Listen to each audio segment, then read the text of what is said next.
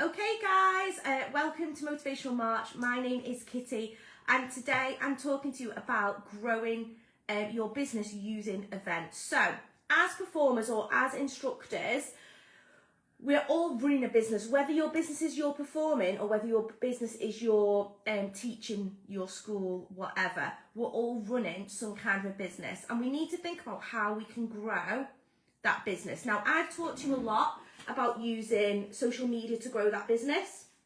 I've talked to you a lot about networking to grow that business, but the best way that I found that's grown my business exponentially is introducing events into the way that I do things. Okay, so please remember that I originally was a performer. I also was a dance teacher, but I wasn't like running some kind of massive business like I am now. I was literally running classes from my studio and I was performing maybe like a couple of times a week. Yeah.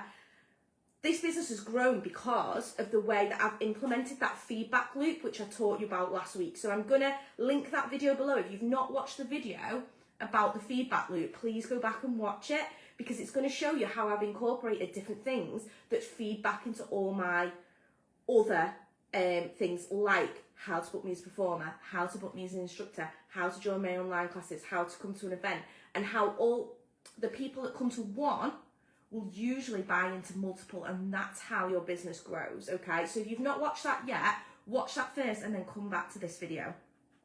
So today I'm talking about events. Now there's loads of different kinds of events, isn't there? So events could be anything from running a workshop or running a fundraising evening or running some kind of like team building night out or whatever, all the way up to something like a weekend long festival or a week long retreat or something like that. Okay, they're going to be on different levels and I started small with mine. So I would always advise you want to start small with minimal risk. Okay, so when I'm starting events, when I was first starting out, I started off running workshops, okay? And when you run workshops for somebody else, there's way less risk than when you run workshops for yourself. So for example, if I was traveling around to other people's dance schools and running a workshop, way less risk than me hiring a studio and having to market that workshop myself. So that's number one, okay? Thinking about what the level of risk is when you're setting up an event. So if you're already traveling around and running workshops, or maybe you're already running workshops for yourself, then you might want to think about stepping it up a notch and doing something bigger. And the next kind of event I'd be thinking about is some kind of a show. So if I've got a load of students, I might want to think about putting on a student show. If I'm a performer myself, I might want to think about producing a show. I've been in millions of shows now, so I know how the kind of thing runs. Yeah, I'm going to try and get experience, but if you're going to do that, again, you need to remember that one, you're going to have to invest money in this. It's going to cost you money to put on a show. Whether you get free venue hire, you're still going to have to pay your performers. Okay, that's really important. So you've got to remember there's different levels of risk. If you're doing a student showcase, obviously you don't have to pay your performers, you're giving them an opportunity to get on stage. But if you're a professional performer putting on a professional show, there's going to come a greater level of risk because you're going to have to pay your performers irrespective of whether you sell tickets to that show or not. Okay, so you've got to remember that putting on a show in that respect is a business and you've got to have some kind of plan and some kind of marketing plan for that. Okay, next there's things like running like I started off running the conference, which was like a weekend long thing, and I did that again with minimal risk because I didn't want to be responsible for booking people's rooms and things like that. So all I did was offer 2 days of workshops and a dinner, and I also did it at a time of year where there was low risk, and I also found a hotel that did a really good deal so that I would know that I could definitely hit that mark. So the first year that I ran the conference, I booked a venue and it was £1,000 to hire the 2 rooms for 2 days plus 50 3-course dinners. Yeah, that is an absolute bargain. And it's because I did it in January, because hospitality is notoriously quiet in January. So I was smart about the time of year that I chose as well. And I also knew that my target market, professional performers, were going to be mostly free in January. They're not going to be working weekends because it's a really quiet time for us. So again, that they both corresponded with each other. I could get a cheap venue, and I could also know that my target audience was free, and any teachers or anything that I wanted to book, I knew that I was creating an opportunity for people at a time where it's pretty shit for performers or people in our industry. There's little work because we're all worked out from Christmas, and then January's usually our quiet period. So that's why I chose that time. I'm not saying that's the golden time for everybody. You need to sit down and think about what's a good time to run your event, and when are people most likely to be available. Like, I never run events in school holidays because a lot of my target market for Showgirls SAS is women, and women often have children. Obviously not all women, but a lot of women have children, and in school holidays they're spending time with their kids. They've not got time to be coming to my events, so I don't run anything in those times. I really think about the times of year where things will benefit me and people will be available. So that's a really important point. But when I ran that event, I had to put down a £500 deposit, and I didn't have any money at the time. So what I did was I said, yes, I think I want to go ahead with this event. Then I went home, I put it out on my to my community, which I've already built. So I've already built my community at this point, and I charged £97 a ticket, and I sold, I think, 6 tickets, like off the first post that I put out. So I'd already made my deposit. My deposit was £500. I'd made like £600. So I knew that event could go ahead. I only had to sell 4 more tickets to break even. Yeah. So before I committed to anything, I sold the tickets, and then I said yes to the venue. But I did it fast. I did it straight away so that I would know what money I had to play with. Nowadays, what I do is, because my event is so massive now, I sell the tickets at the previous year's event. So in January we had our conference. I've sold like well over half the tickets, if not more, for next January's one already, because I do an early bird sale at that event. And then I know how much money I've got to play with. I can pay all the deposits, I know how much I can pay, who I can book, and how much I've got to play with for that. So that's how I do mine. I always do it with minimal risk. I build it up over time, and that's what I would advise you to do with your events. The very first one that I did like a camping retreat, and basically all I had to pay was the campsite when we arrived, and we did the classes at my studio, which you could walk to from this campsite. So again, minimal risk. If no one had booked on, I wouldn't have lost out on anything. I think I had to pay £5 deposit per person that was coming. Like, that was it. So that one was like a really lucrative thing, even though I didn't have to pay much money out, because it was really risk free. And I think we probably had about 15 people who came on that event, and I sold it like £300 each. So what's that? I don't know. It was a lot of money, yeah. And all I had to pay out was the campsite fee, and I bought dinner one night as well. That was it, yeah. So it's just thinking about things like that. The year after, I did a spa retreat, and I booked the hotel through booking.com with free cancellation in case I didn't sell any spaces. And then we held the actual days at my studio again. And that way, if anyone didn't book on, then I could just cancel the rooms, yeah. And then the spa, I only had to book close to the time, so I already knew how many people had booked on and things like that. So my point is, when you're thinking about putting on an event, don't be looking at, like, I'm going to tell you about my conference and how much money that makes in a minute, but don't be looking at an event like that and trying to copy it immediately. You've got to build up incrementally. You don't want to be putting yourself at a massive financial risk and then it not paying off, okay? So the first year I did my conference, I sold 25 tickets at £97, okay? So let's have a little look at that. Got the board out so we can do a bit of maths, because I'm going to show you how much the events that I do make me every single year, okay? But also how I've built it up from small to big, okay? So the first year that I did the conference, it was 97 quid a ticket. I sold 25 tickets, so that is 2,500 quid, yeah? But then I had to pay for the room, so the room hire was like 1,000 quid, sorry.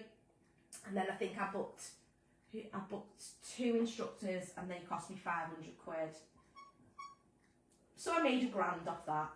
Doesn't sound like very much, but it was 2 days out of my life, and this has now grown into a huge business because the year after, those 25 people doubled, okay? So let's double it now, and I also put the price up as well, okay? So it now became £147. 50 people came the next year. We're still working with this 1,000 because nothing changed. They let me keep everything at the same price at that hotel. So I already knew that I was going to make that money back because I sold the tickets as an early bird at the previous one, okay? And then obviously a lot of my clientele are people already in the performing industry, so they told their mates, or people who are teachers. So a lot of the instructors brought their students as well. So that's why it grew next year. So now we're on 147 times 50. So that's half of 15,000. So that's about £7,500. Yeah. So minus 7,500, minus the 1,000, and then I think this year I spent about 1,500 on instructors because I had the money to play with. So now I've made 5,000 quid for those 2 days. Yeah, with minimal effort. I didn't really do much marketing because I marketed it to the people the year before who came and had a great time, and therefore they just told people about it. And I didn't spend any money on ads. There was no outlay really. Okay, and then the next year we run it one more time, and it grew to about, I think there was about 60 people the year after. So we made about 8.5, 9 grand, and then everything else stayed the same.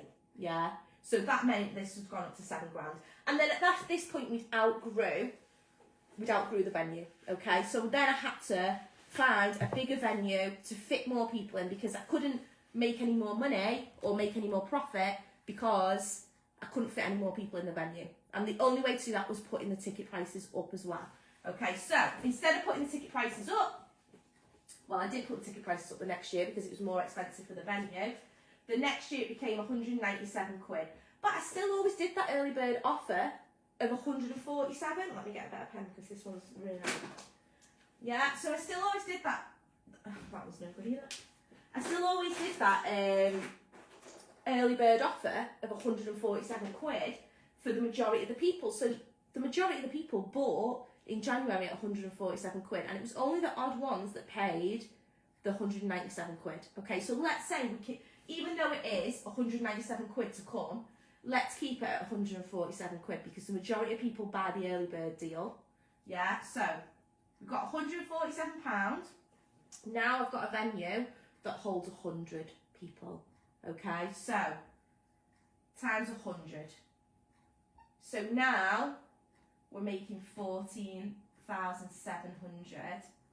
It probably makes more than that because about half the people buy at 147, about half the people buy at 197. So really, the realistic amount that I make off that conference in January is probably about 20 grand.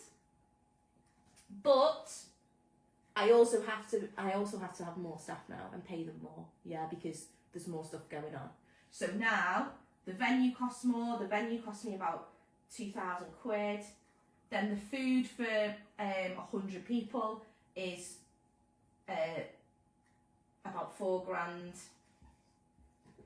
Then we had like teachers and stuff like that who added up to about, let's say, 3,000. It was probably a little bit more. Okay, so now we've got 20 grand, and then this adds up to 6, 7, 8, 9 grand. Okay, so 20,000 minus 9 grand, so that's 11 grand.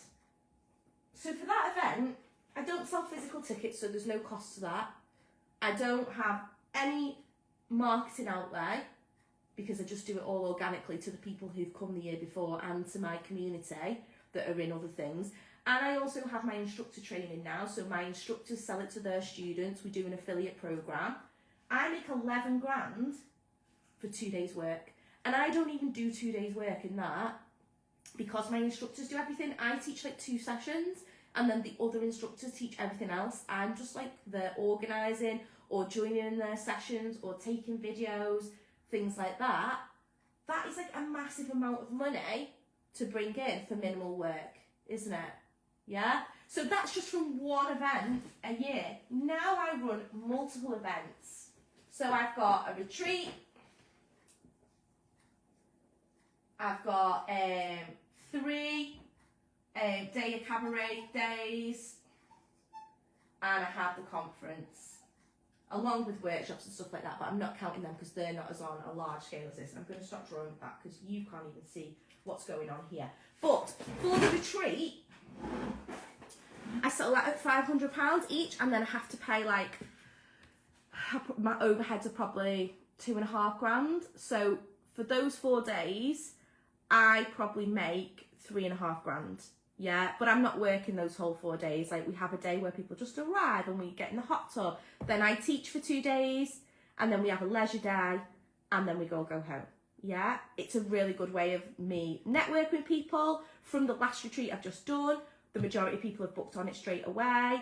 And then some people have joined my instructor training from that as well. Some people have signed up to go to the conference in January. So can you see how every single thing, it's not just the money that you're making off that particular event, it's how it grows into people buying into all your different products, okay? So if you're not running any kind of event at the minute that's on a large scale that you can use to sell into your other offers, then you need to start thinking about it, because events is my biggest money maker now by miles. My events probably make me at least, I reckon, 20 grand a year, like profit, not turnover. 20 grand profit from like doing one in March, one in January, and one in the summer.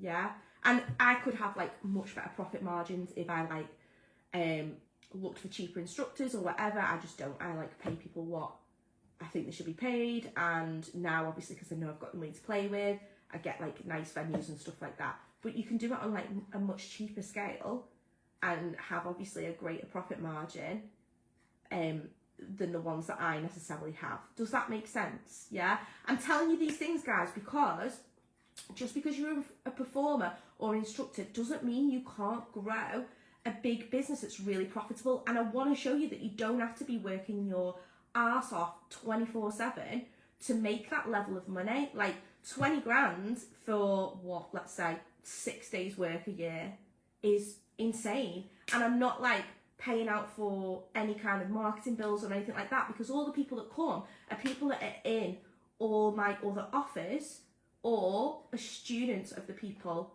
that are in my other offers. So the marketing just continues itself, and it only grows and grows and grows over time. Yeah, so I want you to go away and think about this. I'm going to link below my little feedback loop video that I did, because I think unless you understand the feedback loop of how you grow your business, how you grow an offer suite, you're not really going to understand this to its full potential. So go away and watch that one, and then come back and start thinking about your ideas for events that you can start putting on. And please start off small, start off with minimal risk. Like, the things you need to pay out for are going to be a venue. Yeah, if you're smart about it, you might be able to get some kind of discount, or you might be able to get free venue hire. Lots of places do free venue hire.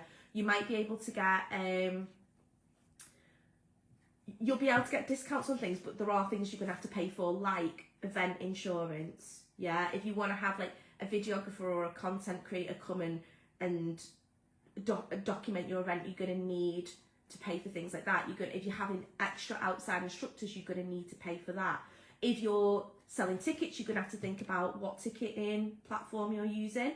I use Stamstore because that's what I use for everything, because it gives my students the option of paying in 3 with Klarna or paying in 4. You can also do instalment payments. However, when they pay with Klarna or they pay with ClearPay, I get that money up front, the whole ticket price. Whereas if I do my own, so in the past I've used different platforms and I've done a payment plan, but that money isn't in my pocket until the very, very end of that payment plan, if that makes sense, because I'm only getting it once a month. Whereas with Klarna, the people who are buying from me can pay in 3, so they're paying installments, but I've already got the full amount of money. Yeah, so that makes my life easier as the person running the event, knowing what I can play with and being able to pay deposits, etc. So you've got to go away and think about the ticketing platforms that you're going to use as well, because that's going to be important to how accessible it is for people to buy, but also how sensible it is for you to be able to access that money that you need. I used Ticketmaster for a different event once, and it was, for me, it was rubbish, because one, I could only get the money after the event had happened, which is no good to me, and two, I just didn't enjoy the platform at all. The only good thing about that platform is if someone types in your location, like members of the public can see that that event is on, so people can book it without you having to actually advertise it. So you've got to go away, you've got to do a bit of research, you've got to find out like what ticketing platforms are going to work for you. But I would say definitely use a ticketing platform, even if you're selling to your own students. It makes your life easier, it makes the admin easier, it makes, when people say, oh, I can't afford to pay that instalment this month. Like the first year I did the retreat, we did instalments where I just had a spreadsheet and people just bank transferred me their instalment each month. And the amount of ball ache that was, I can't even tell you. Like having to chase money all the time because people hadn't paid their instalment that month. Like when you use these ticketing platforms, they deal with all that. They take the instalment for you, and they'll, if you use something like Go Cardless or something, that will retry the payment without you having to keep doing it. But that first year that I did it that way, I would never do it that way again. But it was a learning curve, and I'm passing that on to you guys now and saying you can do it that way, but it'll be a lot more hard work than if you just invest a little bit into using some kind of ticketing platform that will do all the admin for you. All right, I'm going to leave that there. Hope that makes sense. If you've got any questions, let me know. I'm going to pop that other video below. It's really important that you watch that for this one to make sense, and I will see you all tomorrow. Bye.